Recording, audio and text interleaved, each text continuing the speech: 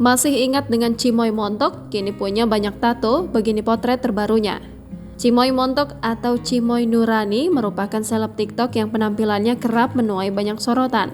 Sempat tampil berhijab dan mendapat banyak dukungan, kini potretnya yang terbaru tampil berbeda. Diketahui dalam media sosial Instagramnya @cimoynuraini_wjy diketahui bahwa ia baru saja mengganti gaya rambutnya dengan sangat pendek. Selain itu penampilannya yang terlihat terbuka banyak dihiasi dengan tato. Beberapa tato yang menghiasi tubuhnya ini ada tato kupu-kupu, ular, hingga harimau. Banyak netizen yang kerap menyoroti penampilannya tersebut dalam kolom komentar Instagramnya. Berikut sejumlah potret terbaru Cimoy Montok dengan banyak tato mengutip laman Instagram pribadinya. Begini potret Cimoy Montok yang memiliki banyak tato di tubuhnya.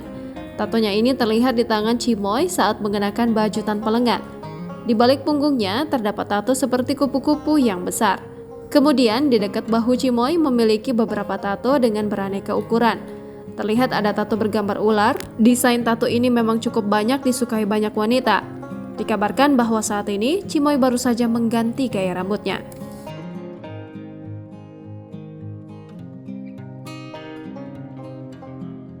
Download Tribun X sekarang, menghadirkan lokal menjadi Indonesia.